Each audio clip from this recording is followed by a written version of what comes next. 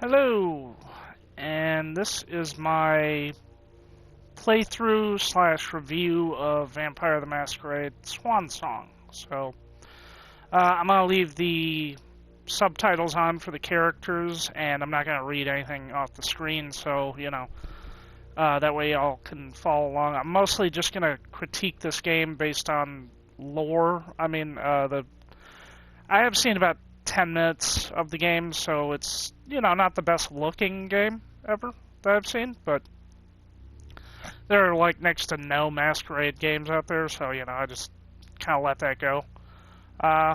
Wish it could be a little bit better, but, so far this is what we got till something better comes along, but, so yeah, backstory of VTM, for anybody who doesn't know, is that vampires exist in mostly cities, and they are split into different clans. So you have, for example, the Ventru clan, who are pretty much the leaders of all vampires.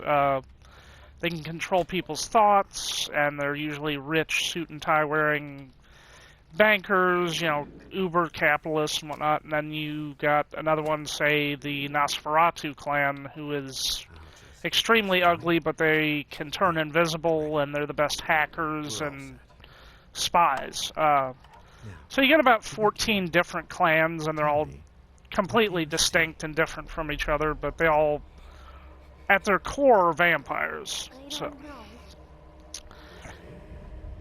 and right here, what we're seeing is a vision from somebody of the Malkavian clan, probably Leisha, one of the playable characters. And this is basically a vision of a possible future. It's too late! It's too late now! So yeah, the Malkavian clans are kind of beset by mental illness, and part of that is they can see visions of the future, so...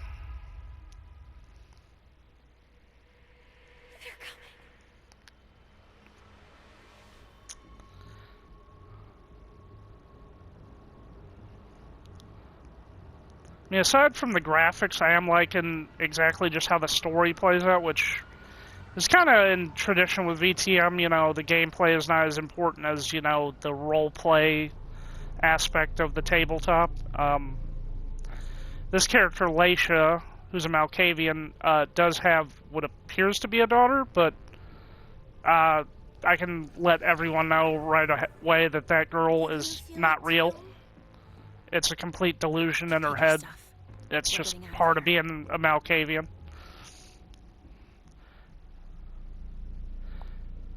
And then the next person we see is this prince. We've got a problem. Who, she could be Ventru, but she looks a little bit more Toreador. The Toreador clan being extremely beautiful, rich. They're sort of the propaganda wing of the vampires, like sleep all day, party all night, it's fun to be a vampire kind of thing. And this guy appears to be Galeb Basri, who is clearly a Ventru, one of the other playable characters. What's going on? It's the prince. We must go quickly.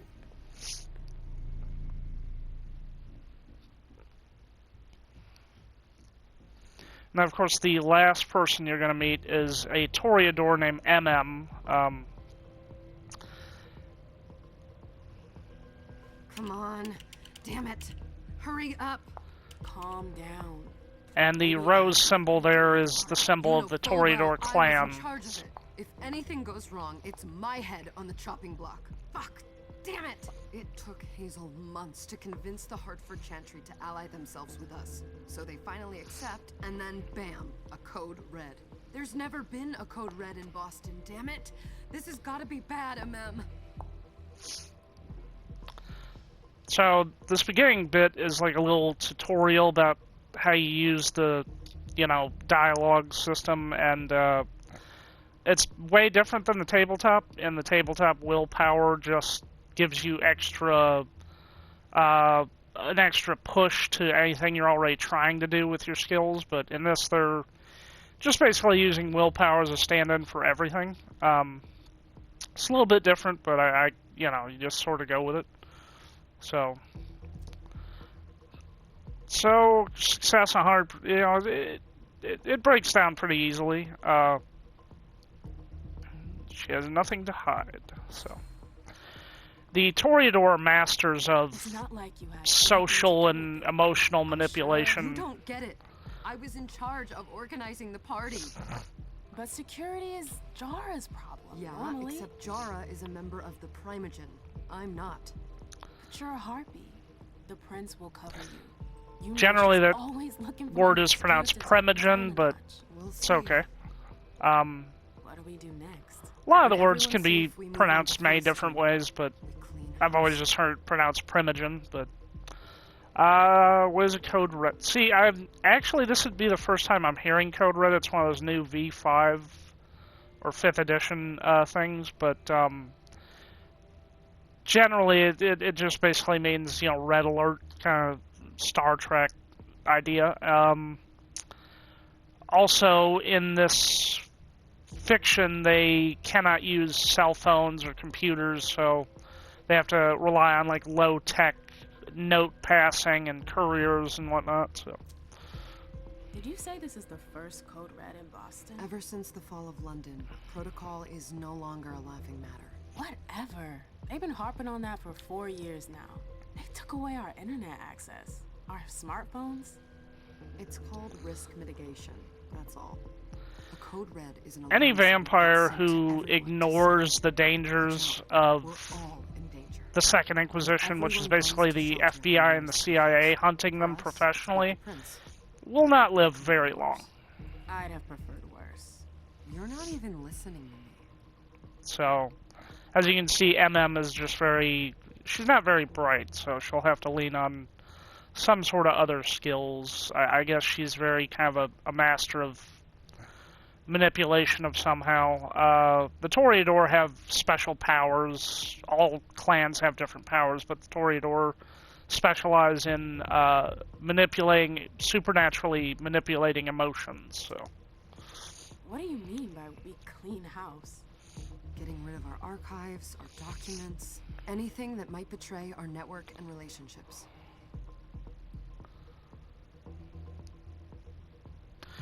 her eyes are a tad bit twitchy to me.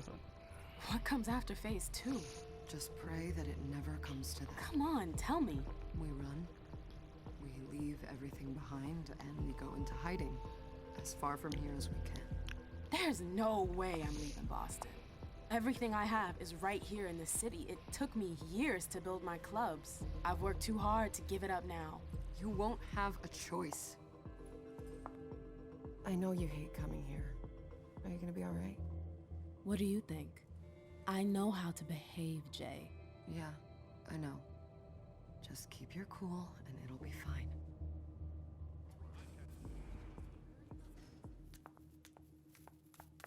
Ah, my little darlings. You're here at last. The fear that something horrible had happened to you terrified me. No call for theatrics, April. The prince asked to see you as soon as you arrived, Amim. I wouldn't dilly-dally if I were you. As for you, Journey, someone's triggered a code red. If anything has happened over there, I'll hold you personally responsible.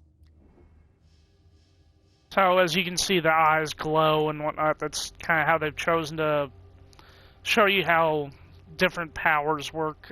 Generally, they just, there's no, unless it's like a physical transformation, there's no like physical, indication that you're being manipulated by any of the mental powers. So, which this wouldn't really, presence isn't really a mental power. It only affects emotions. And generally, it just makes the person using it more likable. So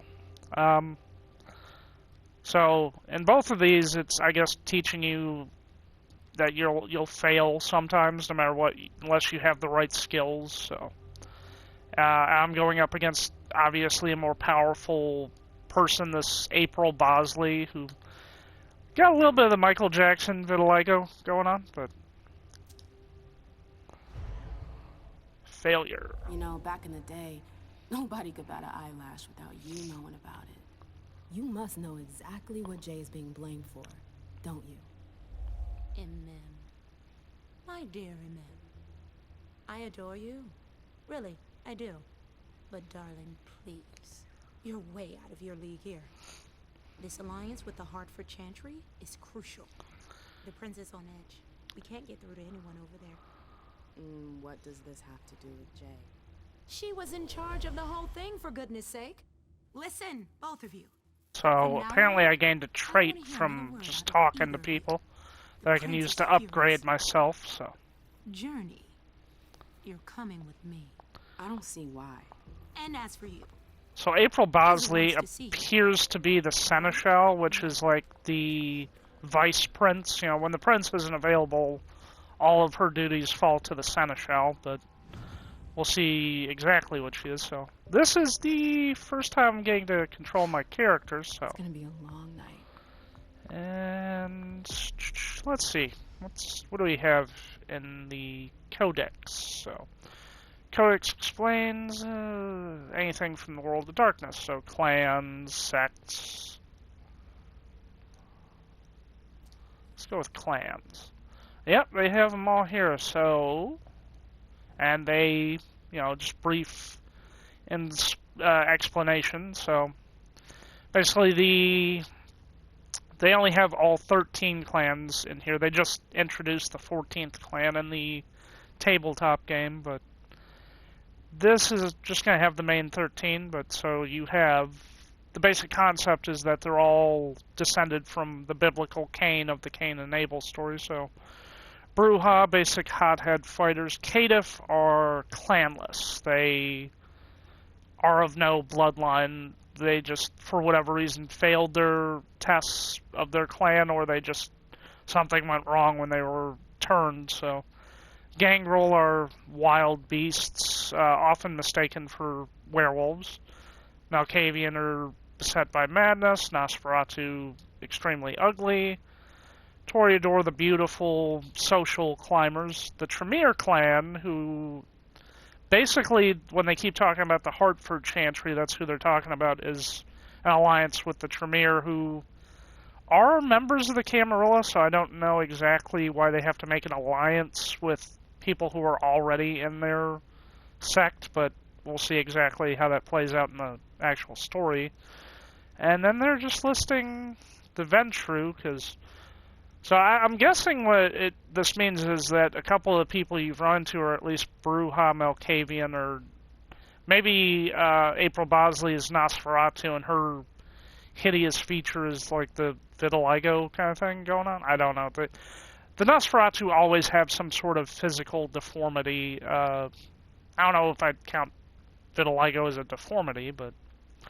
Ventru being my favorite clan, the Clan of Kings, the Blue Bloods. And of course you can read this little breakdown here of... They are basically the leaders of the Camarilla. No matter who sits on the throne of Prince, there's always a Ventru around.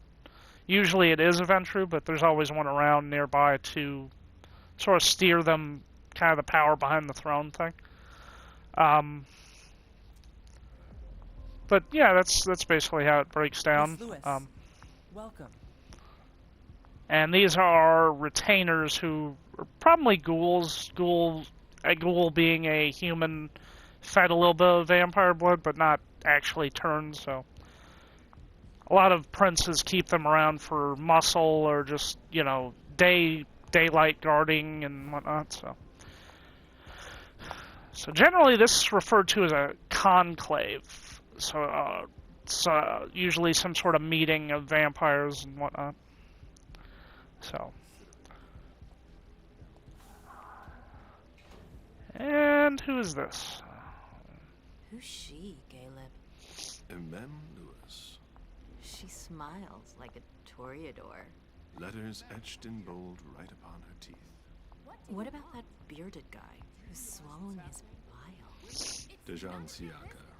A Tremere warlock, then? Keep him at a healthy distance. With a sideward glance, he could make the blood in your veins boil. Is court attendance usually this sparse? So this is more than a conclave. This is a court, which is a whole lot different. Court usually being still a conclave, but it just means that somebody's going to be judged in some way. There's probably going to be an execution at the end of this.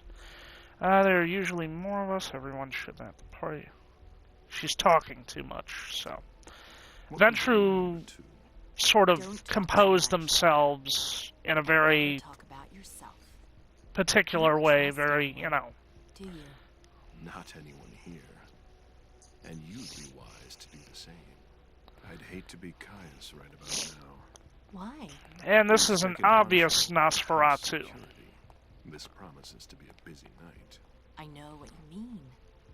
It's one thing to have been told that the Nosferatu don't age well. It's another thing to see it for yourself. It's by no fault of their own. Do you think you'll be able to ask the prince tonight if you can embrace me? No. Now is no longer the time.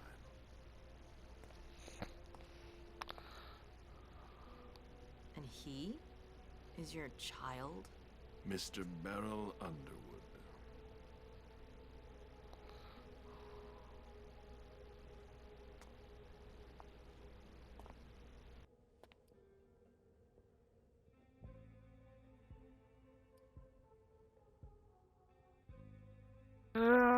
Should I open up to the way this is kind of breaking down, it seems like he has no real intention of embracing her, but yeah, let's just at least warn her of the Primogen, so.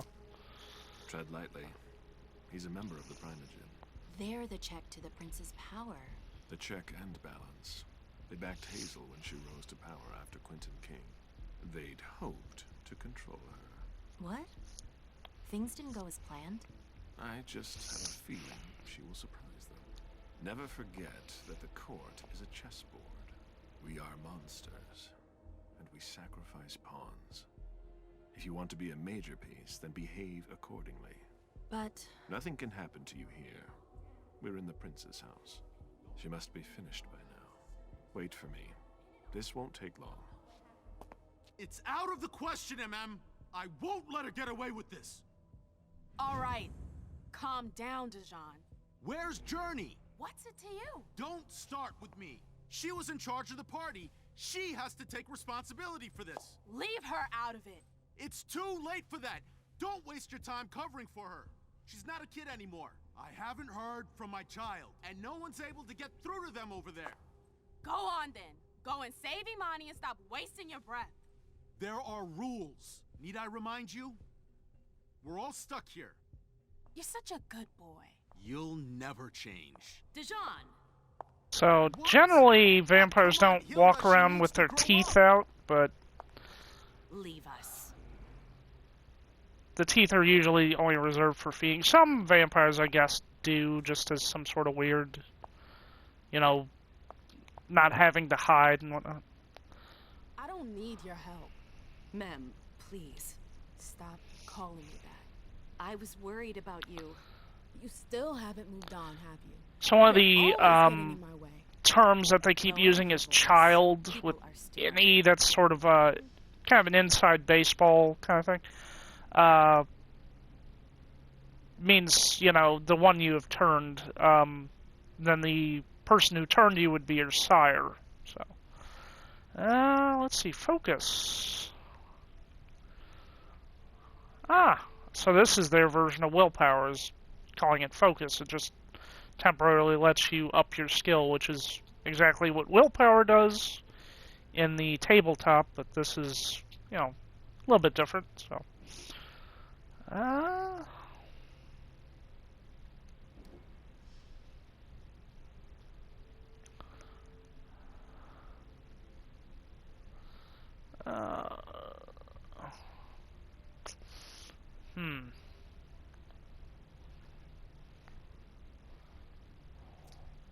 Well,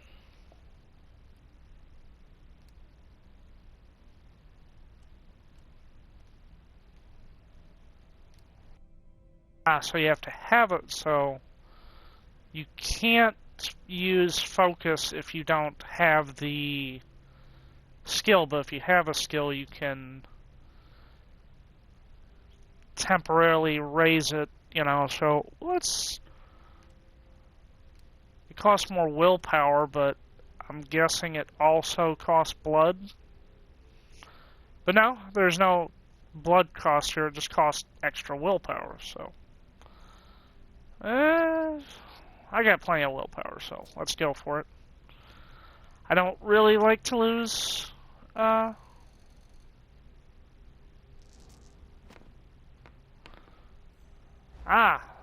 it, failure. Oh, they can also use focus, so I still failed. So they roll a die to determine ties, which is kind of harkens back to the tabletop, but... You're in the Primogen. You must know something. I'm in the same boat as the rest of you. Apparently, it was from one of Moore's retainers. That's all I know. Who's that? Jason Moore. Don't you remember him? He's the human who manages our interests when the sun comes up. He handles our assets, errands with the banks. What does he have to do with this? I don't know. It now seems that Miss Hazel Iverson, the mighty Prince of Boston, is no longer on speaking terms with the Primogen, as if now were the ideal time. She asked to see me. Do you know why? My best guess is that she'd like to talk to you about Journey, of course. I always warned you that girl was So... Yeah, sure.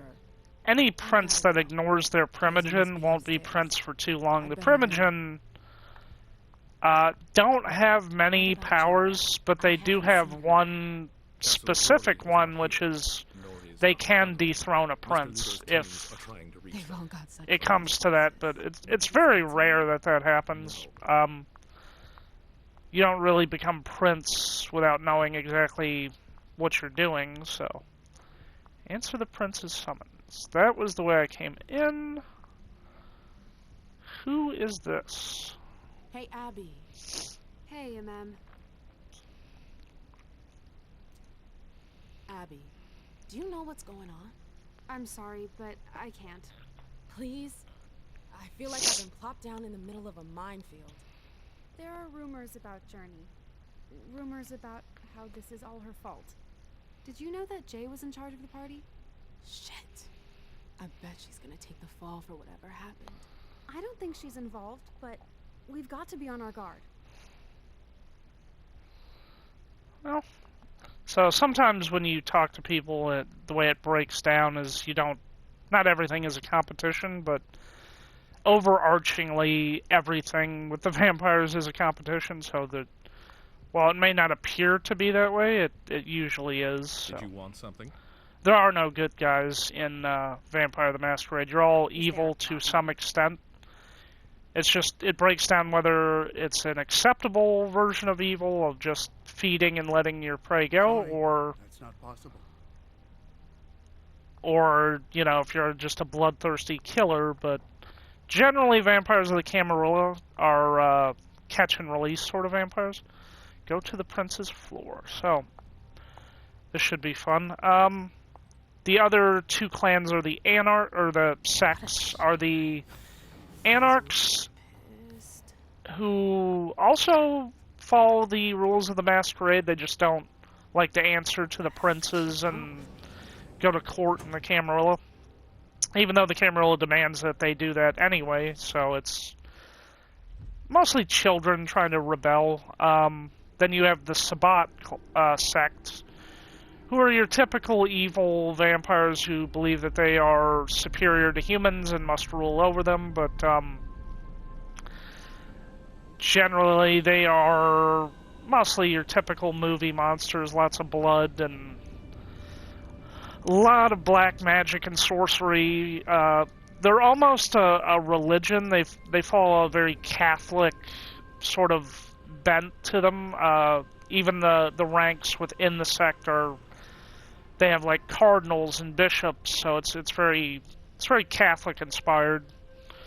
So they believe the blood is sacred and that Cain is a god on Earth and whatnot. And the main difference is the Camarilla does not acknowledge Cain's existence. They think it's all just, completely rumors and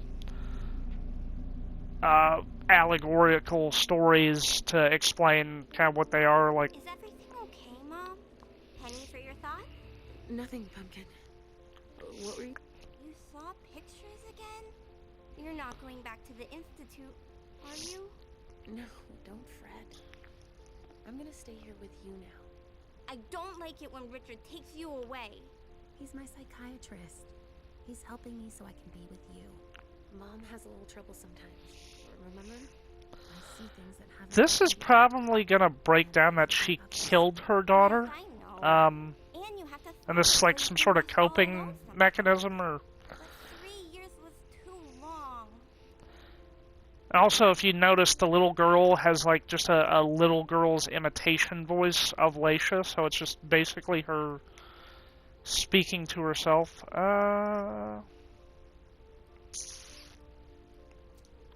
seemed like an eternity without you. I missed you too, Mom. I need my sweet little monster.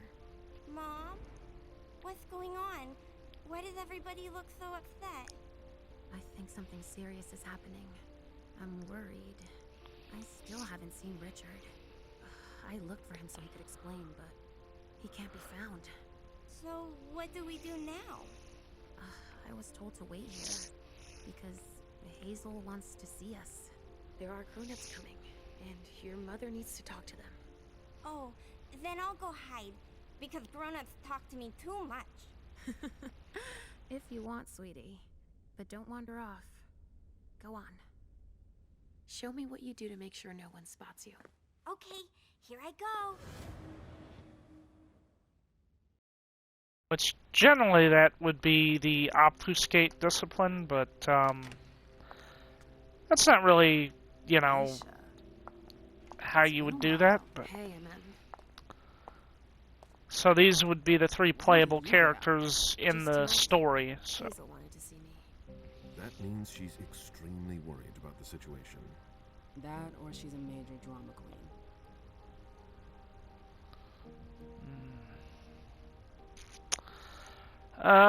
this would be a complete venture answer, even though